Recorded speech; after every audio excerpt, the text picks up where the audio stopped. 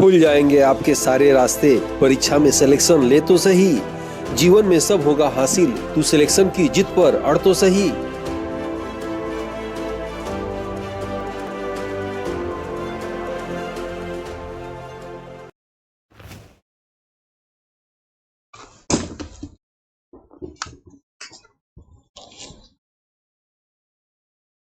Aditya classes exam गुरु channel में आप सबका स्वागत है। आज हम लोग की जो है दूसरी क्लास है, भारत की समान भूगोल की दूसरी क्लास है।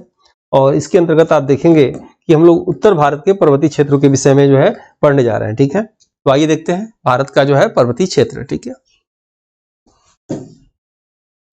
भारत के समान भूगोल की एक क्लास चल चुकी है, उसको भी आप देख सकते हैं। उसको क्रम से आप देखेंगे तो और बेटर रहेगा। ये 20वीं क्लास से याद रखिएगा, दूसरा ज्योग्राफी से है। अब जैसा कि आपको बताया गया था कि भारत के भौतिक प्रदेश को अगर देखा जाए, भारत के भौतिक प्रदेश को 4 भागों में बांटा गया है। 4 भागों में किस बांटा गया है कि पहला उत्तर के जो है पर्वतीय मैदान, इसमें आप देखेंगे ठीक समझ में आएगा। उत्तर के पर्वतीय मैदान ये क्षेत्र, ठीक है, और इधर मैदानी क्षेत्र। प्रायद्वीपीय भारत का क्षेत्र ये दूसरा क्षेत्र बताया गया था। प्रायद्वीपीय भारत बताए थे पिछले क्लास में क्या होता है। तटीय मैदान याद रखिएगा, तटीय मैदान जो है ये क्षेत्र हो जाएंगे। और मरुस्थल के ये क्षेत्र, चारों क्षेत्र के विषय में हम लोग पढ़ने जा रहे हैं। यानी उत्तर के पर्वतीय और मैदानी क्षेत्र, प्रायद्वीपीय पठार क्षेत्र, तटीय मैदान द्वीप समूह क्षेत्र और मरुस्थल क्षेत्र। आज की क्लास हम लोग की उत्तर जो है उत्तर के पर्वतीय और मैदानी क्षेत्र के विषय में रहेगी, जो अक्सर एग्जाम में पूछे जाते हैं। आइए शुरू करते हैं हम लोग। अब यहाँ देखेंगे कि उत्तर के ये पर्वतीय क्षेत्र हो गए। यहाँ देखिएगा खनिज नहीं पाया जाता है, ठीक है। और ये प्रायद्वीपीय पठार क्षेत्र हो गए, खनिज की दृष्टि से सर्वाधिक महत्वपूर्ण है। इसीलिए चाणक्य ने अपनी पुस्तक अर्थशास्त्र में लिखा है, चंद्रगुप्त मौर्य के प्रधानमंत्री चाणक्य ने लिखा है कि कभी भी जो है उत्तरापद नहीं दक्षिणापद यात्रा करना चाहिए। दक्षिणापद यात्रा करना उनका मकसद क्या था कि दक्षिण में इधर जो है खनिज की दृष्टि से देखा जाए तो उपयुक्त होता है, ठीक है। तटीय मैदान द्वीप समूह क्षेत्र याद रखिएगा, तीसरा हम लोग चैप्टर पढ़ेंगे। और चौथा मरुस्थल के विषय में हम लोग चर्चा करेंगे। तो आइए शुरू करते हैं आज उत्तर के पर्वतीय और मैदानी क्षेत्र, ठीक है। सबसे पहले इस मैप माध्यम से आप जानिएगा कि किसी जमीन का या भूखंड का 200 से 500 मीटर का क्षेत्र जो होता है, 200 से 500 मीटर ऊंचाई का क्षेत्र, दो तल समान जिसका होता है, उसे मैदानी क्षेत्र कहा जाता है, ठीक है।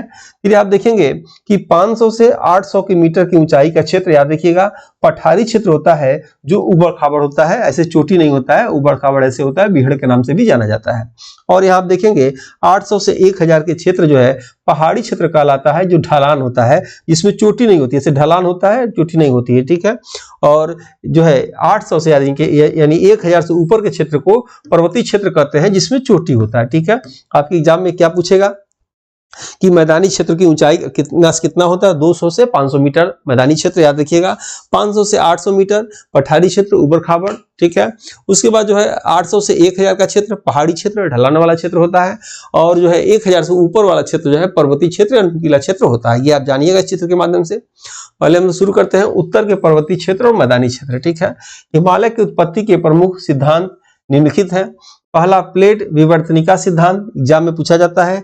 कोबर का भूसन्नति सिद्धांत पूछा जाता है। आपके एग्जाम में अगर आ गया कि प्लेट विवर्तनिका सिद्धांत किसने दिया था, आइजैक एंड हैरियस ने दिया था। और कोबर का भूसन्नति सिद्धांत जो है कोबर ने दिया था, ठीक है। अब यहाँ देखेंगे कि हिमालय के उत्पत्ति के प्रमुख सिद्धांतों में देखेंगे प्लेट विवर्तनिकी सिद्धांत क्या होता है, इसे आइजैक एंड हैरियस ने दिया था। प्लेटों के खिसकने के कारण ऐसा होता है। जैसे आपके एग्जाम में अगर पूछे कि माउंट एवरेस्ट की ऊंचाई 8848 मीटर थी, वर्तमान में नेपाल और चीन ने यह घोषणा किया कि माउंट एवरेस्ट की ऊंचाई 8850 मीटर हो गई, यानी 8848 मीटर से 8850 मीटर हो गई। तो ये 2 मीटर ऊंचाई कैसे बढ़ी, तो याद रखिएगा प्लेटों के खिसकने के कारण, कुछ अन्य कारण। और जो है आप भौगोलिक दृष्टि से आंसर देंगे तो आपको ठीक से समझ में आएगा। जैसे पूछेगा भूकंप आने का प्रमुख कारण क्या होता है, तो प्लेटों के आपस में टकराने के कारण जो है भूकंप आता है। प्लेट कहाँ है, तो कहा जाता है पृथ्वी के अंदर जो है प्लेट पाई जाती है। 7 तरह की प्लेटें हैं। वो प्लेटें जो है कभी कभी आवश्यकता अनुसार या गर्मी की वजह से या जैसे भी आपस में जब वो टकराती हैं तो भूकंप आता है, ठीक है। यह हम लोग चर्चा कर रहे थे कि प्लेटों को घिसकने के कारण याद रखिएगा प्लेट विवर्तनिकी सिद्धांत जो है उत्पन्न होता है, आइजैक हैरियस ने लाया था। प्लेटों के संचलन के 3 प्रकार होते हैं, अभिसारी संचलन, अपसारी संचलन और समान संचलन। आपके एग्जाम में बहुत ज्यादा डीपली नहीं पूछा जाएगा, यहीं से काम चल जाएगा। यानी प्लेट जब आमने सामने आए याद रखिएगा तो वो कौन सा होता है, अभिसारी संचलन। जो है प्लेट जब उल्टा हो जाए ऐसे, तो इसे क्या बोलते हैं, जो है प्लेट का अपसारी और प्लेट का संचलन सिर्फ एक दिशा में हो या इस दिशा में हो तो उसे समान संचलन के नाम से जाना जाता है। ठीक है, नोट कर लीजिएगा 8,850 मीटर माउंट एवरेस्ट की ऊंचाई है, क्योंकि आज भी प्लेटें टकरा रही हैं जिससे हिमालय में वृद्धि हो रही है। हिमालय पर्वत श्रृंखला में प्लेटों के टकराने से भूकंप आते हैं। अवशिष्ट पर्वत जैसे बूढ़ा व्यक्ति का जीवन होता है। नवीन मोड़दार पर्वत जैसे जवान व्यक्ति का जीवन होता है। भारत गोंडवाना लेन का एक भाग है, याद रखिए एग्जाम में ये आता है। ठीक है, दूसरा देखेंगे कोबर का भूसन्नति सिद्धांत जनक कौन है? कोबर है। जहां नदी अपना जल अवसाद गिराती है उसे भूसन्नति कहा जाता है। यहाँ देखेंगे परिभाषा के रूप में, नदी पानी के साथ रेत, पत्थर या अवसाद लेकर प्रवाहित होती है। अवसादों के जमा होने से मलबा बनता है और यूरेशियन प्लेट और भारतीय प्लेट के टकराने से जो मलबा बना उसे हिमालय पर्वत का उससे हिमालय पर्वत का निर्माण हुआ था। ठीक है, और ये हमारी नई बुक आई है, थोड़ा सा आप बता दें फिर क्लास आगे लेते हैं। ये नई बुक आई है, आपको ले लेना चाहिए, बिल्कुल सटीक इसमें है। ये जो है बिल्कुल हिंदी माध्यम से है, 2 से 6 यूनिट तक है, पहली बार याद रखिएगा। और ये वाली बुक जो है हिंदी इंग्लिश दोनों माध्यम से है। ठीक है, और इसमें बिखरे हुए चुनिंदा तथ्यों का जो है संग्रह किया गया है और अक्सर परीक्षा में पूछे जाने वाले तथ्यों का भी संग्रह इस पुस्तक में सिलेबस के अनुसार महत्वपूर्ण और सटीक जानकारी दी गई है। एक दशक से अनुभव पढ़ाने के अनुभव के आधार पर इसमें तथ्यों को संकलित करने का प्रयास किया गया है जो पाठ्यक्रम के अनुरूप है। सिलेबस जल्दी खत्म और रिवाइज करने के लिए असरदार विकल्प है, क्योंकि ये 1 लाइनर फॉर्म है, याद रखिएगा। एग्जाम से पहले एमसीक्यू ज्यादा हल करना चाहिए, 1 लाइनर की क्वेश्चन किताब को जल्दी पढ़ना चाहिए। और प्रत्येक थ्योरी चैप्टर से याद रखिएगा इसमें से 30 एमसीक्यू दिए गए हैं, यानी इसमें 19 सेट लगभग दिए गए हैं चैप्टर के। अपडेटेड इसमें तथ्य दिए गए हैं, यूनिट 2 से 6 तक के हैं। और ये वाली पुस्तक भी आ गई है अपडेट होके, इसको भी आप मंगा सकते हैं। आयोग के सिलेबस पे जो आधारित 50 चैप्टर, प्रत्येक चैप्टर से 30 एमसीक्यू हैं, लगभग इसमें 50 चैप्टर इसमें दिए गए हैं। इसके लिए आप जो है examsiddhi.com पे जाकर ले सकते हैं, या ये नंबर जो देख रहे हैं इस पे आप लिख सकते हैं फॉर बुक, तो आपको बुक का टीम द्वारा लिंक भेज दिया जाएगी। यदि आपको टेस्ट परचेज करना है तो टेस्ट जो भी फॉर टेस्ट लिखेंगे तो टेस्ट का कर दिया जाता है। मेरे हिसाब से एग्जाम से पहले किसी का भी बुक हो, बुक खरीदने में जो एमसीक्यू हो, ऑनलाइनर हो, आपको पढ़ना चाहिए जो अच्छा लगे, और टेस्ट को अधिक से अधिक हल करना चाहिए। अभी पूरा पर्याप्त समय है, इस टेस्ट सीरीज को आपको परचेज करके जो है इसमें लगभग 360 से अधिक टेस्ट दिए गए हैं, उसको आपको प्रैक्टिस करना चाहिए। प्रश्नों को पढ़ने से, एमसीक्यू पढ़ने से सीधे याद होता है। सुकरात का कहना है प्रश्नोत्तर विधि के माध्यम से जो है अधिगम बहुत तीव्र होता है। इस टेस्ट में क्या दिया गया है, आपको ईपीडीएफ नोट्स दिए गए हैं, इसी ईपीडीएफ नोट्स पे वीडियो बना होगा, उसी वीडियो पे आपको टेस्ट बना है, और फिर फाइनल टेस्ट आपको मिलेगा जिसमें जीएस पेपर में पूर्णता आएगी। याद रखिएगा इसमें ईपीडीएफ नोट्स मिलेंगे आपको हिंदी इंग्लिश में। 2014 से लेकर अब तक के सालभर पेपर है, याद रखिएगा। रेगुलर प्रैक्टिस सेट मिलेगा, रात को 9 बजे डेली इसमें टेस्ट होता है, और ऑर्गेनाइज क्लास सीक्वेंस में सभी क्लासेस मिलेगा। यूट्यूब पे सभी क्लासेस नहीं होते हैं, कुछ क्लासेस बाद में निश्चित कर दिए जाते हैं। टेस्ट सीरीज के रूप में आपको syllabus wise test, model paper test और यूनिट वाइज टेस्ट लगभग 360 से ऊपर ही मिलेगा, जिसका रेट 1999 है, लेकिन 1299 में दिया जा रहा है। इसकी वैलिडिटी याद रखिएगा असिस्टेंट प्रोफेसर विज्ञापन संख्या 51 के लास्ट डे तक रहेगी। और अपनी गलतियों को एग्जाम सेंटर से पहले प्रैक्टिस करके सुधारें, ताकि वो गलतियां एग्जाम में आपकी ताकत बनकर आपकी जीत दिलाए। ठीक है, तो टेस्ट सीरीज को लीजिए और 2 से 3 बार प्रैक्टिस करिए। मैक्सिमम क्वेश्चन जो है आपको कॉन्सेप्ट इसी से क्लियर हो जाएंगे, क्वेश्चन को हल करने से ही। ठीक है, ये बुक मंगा सकते हैं और इसकी लिमिटेड स्टॉक में है, अब ये बाद में मिलेगी नहीं आपको, सिर्फ ऑनलाइन ही मिलेगी इस सीधी पर, और आगे आपको नहीं कहीं मिलेगी। चलिए इसमें आते हैं हम लोग पर्वत के विषय में, देखा जाए हिमालय पर्वत के विषय में। ठीक है, हिमालय पर्वत याद रखिएगा, हिमालय नवीन मोड़दार पर्वत या बलित पर्वत का उदाहरण है। चोटी के साथ जिस पर्वत में घाटी का निर्माण होता है उसे नवीन मोड़दार या बलित पर्वत कहते हैं। विश्व की सबसे ऊंची पर्वत श्रृंखला हिमालय है। एंडीज पर्वत याद रखिएगा श्रृंखला के बाद विश्व की दूसरी सबसे लंबी पर्वत है। जैसे आपके एग्जाम में पूछेगा कि विश्व की सबसे ऊंची पर्वत पूछे तो याद रखिएगा माउंट एवरेस्ट, सबसे चौड़ी पूछे अगर तो याद रखिएगा एंडीज पर्वत लगाइएगा। ठीक है, देखेंगे यहाँ पे हिमालय के पूर्व में ऊंचाई अधिक और पश्चिम में चौड़ाई अधिक होती है। ठीक है, अब यहाँ देखेंगे हिमालय के प्रकार को, यही ज्यादा आपको समझना जरूरी है, तभी आगे क्लास समझ में आएगा। हिमालय को निम्नलिखित 4 भागों में बांटा गया है। ठीक है, कौन कौन भागों में? पहला ट्रांस हिमालय, इसको रट लीजिएगा ट्रांस हिमालय। दूसरा बृहद हिमालय या महान हिमालय, बृहद हिमालय या महान हिमालय। और तीसरा लघु हिमालय, लघु हिमालय। और चौथा शिवालिक हिमालय, शिवालिक हिमालय। से 2-3 बार लिख के रट जाइएगा। ठीक है, तो हम लोग क्या करेंगे, बारी बारी से ट्रांस हिमालय, बृहद हिमालय, लघु हिमालय और शिवालिक हिमालय के विषय में जानेंगे। उससे प्रश्न आते हैं कि यह दर्रा कहाँ है, कौन सी नदी निकलती है, या यह पर्वत किस हिमालय के अंतर्गत आता है। ऐसे प्रश्न आते हैं जिसको आपको एग्जाम में हल करने होंगे। आइए शुरू करते हैं ट्रांस हिमालय के विषय में। ठीक है। अब देखेंगे ट्रांस हिमालय जो है 3 पर्वत आते हैं, काराकोरम पर्वत, लद्दाख पर्वत और जास्कर पर्वत। चित्र के माध्यम से बताने की कोशिश मैं कर रहा हूं ताकि आपको जल्दी समझ में आए, आपके एग्जाम में आ जाए कि काराकोरम पर्वत और लद्दाख पर्वत के बीच में कौन सी नदी है, तो श्योक नदी है, याद रखिएगा, ठीक है। लद्दाख पर्वत और जास्कर पर्वत के बीच में कौन सी नदी है, तो सिंधु नदी है, ये आप याद रखेंगे, ठीक है। यहाँ बात करेंगे माउंट केटू या गॉडविन ऑस्टिन चोटी है कहाँ, काराकोरम पर्वत में। काराकोरम पर्वत में एशिया की रीढ़ की हड्डी कहते हैं काराकोरम पर्वत को, याद रखेंगे। भारत का सबसे बड़ा ग्लेशियर ससाइनी ग्लेशियर कहाँ है, काराकोरम पर्वत में है। भारत का सर्वाधिक ऊंचा सैनिक अड्डा सियाचिन ग्लेशियर, ये भी काराकोरम पर्वत में है।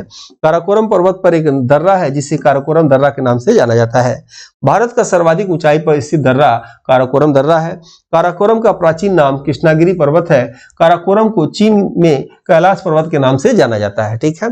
अब लोग आते हैं जो है लद्दाख, ये इंग्लिश वर्जन है, आप देख सकते हैं इसका। और ये लद्दाख से यहाँ देखेंगे लद्दाख पर्वत और जास्कर पर्वत से बहुत ज्यादा प्रश्न नहीं आते हैं, बस याद रखिएगा जास्कर पर्वत और लद्दाख के बीच में सिंधु और इन दोनों के बीच में श्योक नदी, ठीक है।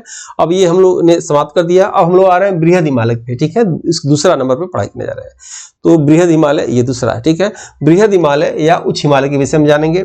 बृहद हिमालय की ऊंचाई अधिक होने के कारण गर्मी कम रहता है, इसलिए वर्ष भर बर्फ से ढका रहता है, ठीक है। इसलिए इसे हिमाद्री हिमालय भी कहा जाता है। इसके अंतर्गत निम्नलिखित पर्वत आते हैं, पहला कामत पर्वत, दूसरा केदारनाथ पर्वत, तीसरा बद्रीनाथ पर्वत, चौथा नंदा देवी पर्वत, पांचवा कंचनजंगा पर्वत और छठवां जो है माउंट एवरेस्ट पर्वत। याद रखिएगा उत्तराखंड की सबसे ऊंची चोटी नंदा देवी चोटी है, ठीक है। नेक्स्ट है बृहद हिमालय के दर्रे, यानी दूसरा जो हिमालय हम लोग पढ़ रहे हैं उसके दर्रे। बुर्जिला दर्रा पूछेगा तो श्रीनगर को गिरगिट से जोड़ता है। जोजिला दर्रा पूछेगा तो श्रीनगर को लेह से जोड़ता है। वारालाचा दर्रा पूछेगा तो चिनाब नदी निकलती है। मनाला दर्रा, लिपुलेख दर्रा, नेतिला दर्रा उत्तराखंड से तिब्बत मानसरोवर को जाने का ये रास्ता है, ठीक है।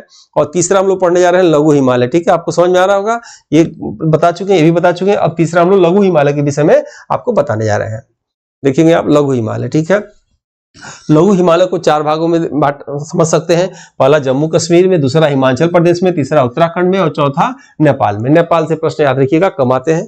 हम लोग जम्मू कश्मीर के विषय में देखा जाए, पीर पंजाल पर्वत के नाम से जाना जाता है लघु हिमालय को। बनिहाल दर्रा में जवाहर सुरंग है डल झील के पास, उलर झील और जो है श्रीनगर शहर है। यानी कह सकते हैं कि जम्मू कश्मीर में जो लघु हिमालय है इसमें पीर पंजाल पर्वत के नाम से जानते हैं, जिसमें बनिहाल दर्रा के अंतर्गत जवाहर सुरंग, डल झील, उलर झील और श्रीनगर शहर है। करेवा मिट्टी भी यहाँ पाया जाता है। आपके एग्जाम में अक्सर पूछा जाता है कि केसर एक तो भारत में सबसे अधिक कहाँ होता है या कहाँ होता है भारत में केसर, याद रखिएगा तो आपके जम्मू कश्मीर में केसर होता है और ईरान में होता है, ठीक है। केसर किस मिट्टी पे होता है, तो केसर याद रखिएगा करेवा मिट्टी पर केसर होता है, ठीक है। नेक्स्ट हम लोग पढ़ने जा रहे हैं धौलाधर पर्वत के नाम से जानते हैं। इसमें शिमला, धर्मशाला, डलहौजी शहर आता है, ठीक है। उत्तराखंड में मसूरी पर्वत के नाम से जानते हैं, जैसे रानीखेत पर्यटन स्थल, दून घाटी जैसे देहरादून, ताल घाटी नैनीताल, फूलों की घाटी चमोली, ठीक है। आपके एग्जाम में पूछा जाता है फूलों की घाटी कहाँ है, चमोली जिला उत्तराखंड में है। शांत घाटी कहाँ है, तो शांत घाटी केरल में है, याद रखिएगा, ठीक है। और नेपाल में जो है महाभारत पर्वत के नाम से इस लघु हिमालय को जाना जाता है। अब यहाँ हम लोग आगे देखने जा रहे हैं लघु हिमालय की क्या क्या खासियत है। बहुत गहराई से आपको पढ़ने की आवश्यकता नहीं है, भारत का समान भूगोल एक समान अर्थ में पूछा जाता है, इससे आप सबका काम चल जाएगा। अब चौथा देखेंगे हम लोग, अभी उसके विषय में देखेंगे शिवालिक पर्वत के विषय में, ठीक है। चौथा आप समझ रहे होंगे, ये हम लोग शिवालिक पर्वत इसके विषय में हम लोग पढ़ने जा रहे हैं, ठीक है। अब आते हैं शिवालिक पर्वत के विषय में देखा जाए, ठीक है। हिमालय का सबसे नवीन भाग है ये, और वी आकार की घाटी को गार्ज कहा जाता है, जैसे सिंधु गार्ज, ठीक है। अरुणाचल प्रदेश में ब्रह्मपुत्र नदी दिहांग गार्ज का निर्माण करती है। पूर्व में दिहांग गार्ज से पश्चिम में सिंधु गार्ज तक शिवालिक हिमालय है। ऐसे देखेंगे आप, फिर समझ लीजिए, वी आकार की घाटी को गार्ज कहते हैं, ठीक है। वैसे आप देखेंगे तो दर्रा जो होता है ये दर्रा होता है, ठीक है। अगर मान ली 2 पर्वत है तो ये दर्रा हो गया, घाटी ऐसे होता है, ठीक है। लेकिन यहाँ क्या कह रहा है कि वी आकार की घाटी, यानी इस आकार की घाटी को जो है ये क्या बोलते हैं, गार्ज कहते हैं, जैसे सिंधु गार्ज। अरुणाचल प्रदेश में ब्रह्मपुत्र नदी दिहांग गार्ज का निर्माण करती है, यानी पूर्व में दिहांग गार्ज से पश्चिम में सिंधु गार्ज तक के शिमाली हिमालय का विस्तार है, ठीक है। नोट कर लीजिएगा, यहां से एग्जाम में प्रश्न आते हैं। बर्फ के पहाड़ को ग्लेशियर कहा जाता है। भारत का क्षेत्रफल में सबसे बड़ा ग्लेशियर सियाचिन ग्लेशियर है। भारत की सर्वोच्च ऊंची चोटी और विश्व की सर्वोच्च दूसरी ऊंची चोटी K2 गाडविन ऑस्टिन है। लेकिन परीक्षा में हिमालय की सर्वोच्च ऊंची चोटी पूछे तो बृहद हिमालय समझना है। माउंट राकापोसी चोटी विश्व की सबसे नुकीली चोटी है जो लद्दाख पर्वत का है।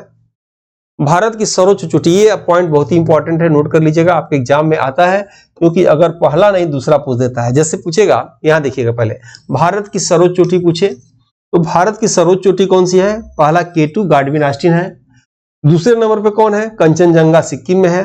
तीसरे नंबर पे कौन है? नंगा पर्वत है, जम्मू कश्मीर में है। लेकिन यही चीज अगर विश्व के सापेक्ष पूछा जाए कि विश्व की सबसे ऊंची चोटी, तो माउंट एवरेस्ट नेपाल चीन में है।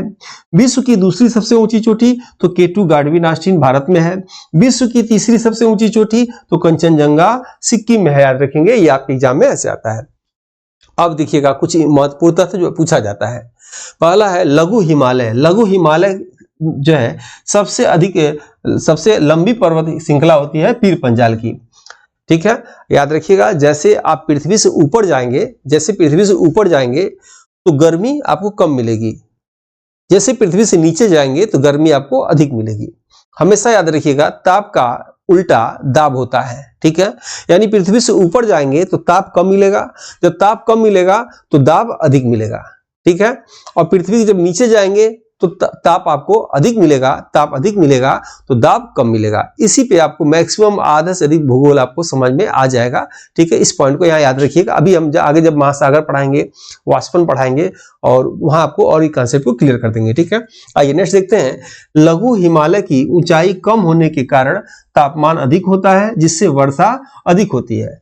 परिणाम स्वरूप वनस्पतियों का विकास अधिक होता है, जिससे वहां घास के मैदान अधिक पाए जाते हैं। अभी जो हमने आपको सिद्धांत बताया था, जैसे मान लीजिए बहुत अधिक ऊंचाई पे जाएंगे तो ताप कम होगा तो क्या होगा? वाष्पोत्सर्जन कम होगा तो क्या होगा? बादल कम बनेंगे, बादल कम बनेगा तो क्या होगा? वर्षा कम होगा तो क्या होगा? वहां वनस्पतियां कम होंगी तो क्या होगा? वहां जैव विविधता कम होगा तो क्या होगा? वहां जीव जंतु पेड़ पौधे कम पाए जाएंगे।